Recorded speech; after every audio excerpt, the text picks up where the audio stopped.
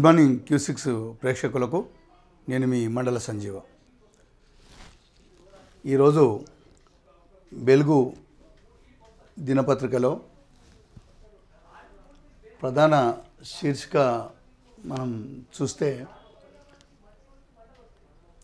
Ration health స్కీమ్లకు ఒకే digital card pilot ప్రాజెక్టుగా ప్రతి assembly సెగ్మెంట్లోనూ ఒక టౌన్ ఒక విలేజ్లో అమలు. సీఎం రేవంత్ రెడ్డి సోమవారం తన నివాసంలో one state one digital card విధానంపై చర్చిస్తున్న సీఎం రేవంత్ రెడ్డి పక్కన మంత్రులు ఉత్తమ్ కుమార్ రెడ్డి, దామోదర రాజనరసింహ ఎక్కడైనా రేషన్ ఆరోగ్య సేవలు పొందేలా కార్డు, అందులో ఫ్యామిలీ ప్రొఫైల్, హెల్త్ ప్రొఫైల్ మార్పులు చేర్పులు చేసుకునేలా వెసులుబాటు, మానిటరింగ్కు జిల్లాల వారీగా వ్యవస్థలు ఏర్పాటు చేయాలని అధికారులకు ఆదేశం. అయితే నిన్న ఈ యొక్క విషయంలో సీఎం రేవంత్ రెడ్డి గారి అధ్యక్షతన ఎక్కడైనా రేషన్, ఎక్కడైనా హెల్త్ కార్డు సేవలు పొందాలంటే కొంతమంది విలేజ్లలో ఉంటారు, పని రీత్యా సిటీకి వస్తారు, వృత్తిరీత్యా ఉద్యోగరీత్యా సిటీ తదితర ప్రాంతాల్లో ఉంటారు. ఎక్కడైనా కూడా మన స్టేట్లో వాళ్ళ యొక్క సేవలు పొందుపరిచేలాగా ఒకే డాక్యుమెంటేషన్ రూపొందిస్తే బాగుంటుందనేటువంటి అభిప్రాయంలో నిన్న సీఎం రేవంత్ రెడ్డి గారు మరి ఒక మీటింగ్ అయితే ఏర్పాటు చేశారు. మరి ఆ యొక్క అమలు తర్వాత దాని యొక్క పరిస్థితులు ఎట్లా ఉంటాయనేటువంటి విషయం మనం రాబో కాలంలో ఆ యొక్క పనితీరు పైన తెలుస్తుంది. అదొకటి నిన్న శ్రీకారం చుట్టినట్టు మనం వార్తలు చూస్తున్నాం. తర్వాత అదేవిధంగా హైడ్రా కూడా ఒక విషయంలో బ్యానర్ పేజీ వార్త చూస్తున్నాం. ఔటర్ దాటిన హైడ్రా ఇబ్రాహీంపట్నం దుర్గం చెరువులోని అక్రమ నిర్మాణాల పరిశీలన, రాచకాల్వ ఫిరంగి కాలువకు కబ్జాకు గురైనట్లు గుర్తింపు, ఇన్నాళ్ళు 6 లోపలే కూల్చివేతలు, ఇకపై అవతల యాక్షన్, జిల్లాలకు హైడ్రా విస్తరించాలని పెరుగుతున్న డిమాండ్లు. అంటే ఇంతకుముందు ఈ హైడ్రా యొక్క విషయం చాలాసార్లు మనం డిస్కస్ చేసినాం. ఇటీవల గత వరంగల్ కమిషనర్ రంగనాథ్ గారి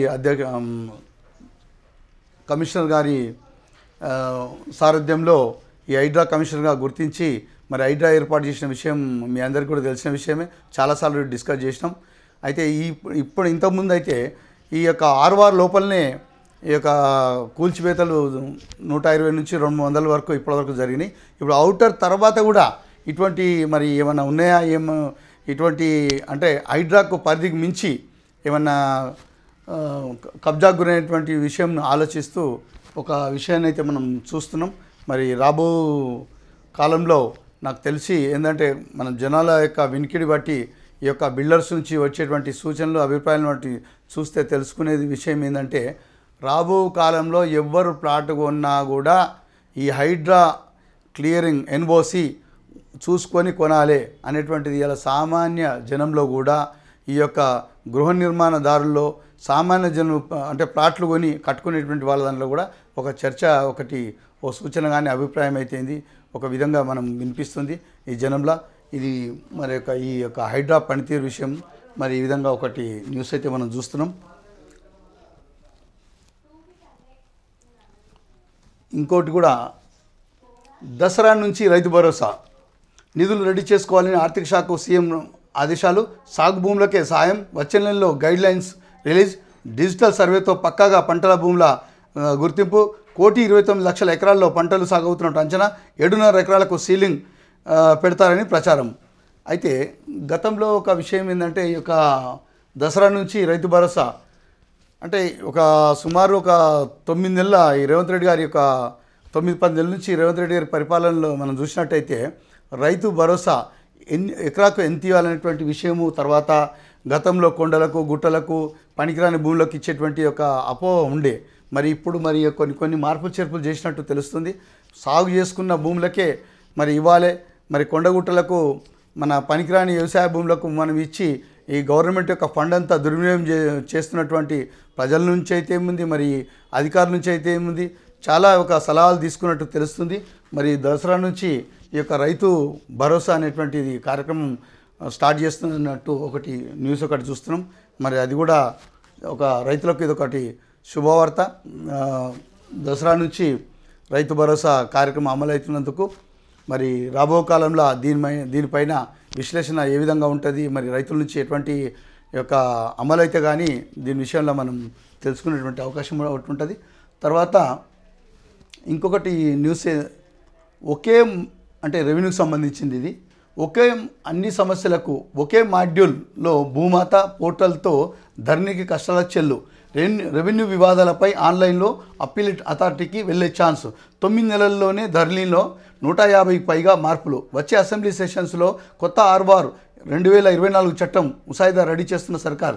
ఇక్కడ ఒక విషయం మనం చూసుకోవాలి, రెవెన్యూకి సంబంధించినటువంటి విషయం. అయితే గతంలో ఏంటంటే ఒక సుమారు 30 ఏళ్ల కింద ఈ ఆర్వార్ ఒక చట్టం ఒకటి ఉండే. ఏంటంటే సాదా పేపర్ మీద కొన్నటువంటి దానికి కూడా మనము విలేజ్లలోకి వెళ్ళి ఆ పటవారీలతో డిస్కస్ చేసి ఎప్పుడో పాత కాయిదాల మీద ఉన్నటువంటి ఈ యొక్క స్టాంప్ డ్యూటీ చెల్లించలేని గరీబులను దృష్టిలో పెట్టుకొని అప్పట్లో ఆర్వార్ ఒక చట్టం ఒకటి ఉండే. మరి ఇప్పుడు కూడా ఏంటంటే ఒక కొన్ని మార్పులు ఇప్పుడున్నటువంటి ధరణిలో చాలా కొన్ని మార్పులు అంటే 150 పైగా మార్పులు చేసినట్టు తెలుస్తుంది. మరి ఈ యొక్క మార్పులు ఏ విధంగా ఉన్నాయి, ఏం సంగతి అనేటువంటి విషయం మరి కొన్ని రోజులు అయితే కానీ మరి యొక్క ఈ విషయం కూడా ఒక స్పష్టత వచ్చేటువంటి అవకాశం ఉంటుందని చూడాలి. తర్వాత ఈ మధ్యలో తిరుపతి లడ్డు మీద రకరకాలుగా కొన్ని వ్యాఖ్యలు వచ్చిన సందర్భాలు మీకు అందరికీ తెలిసిన విషయమే.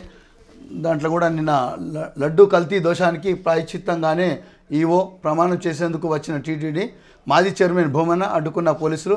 లడ్డు వివాదంపై సుప్రీంలో పిటిషన్లు. జనరల్గా నిన్న శాంతి హోమాలు కూడా చేసినట్టు మనకు తెలుస్తుంది లడ్డు వివాదం పైన.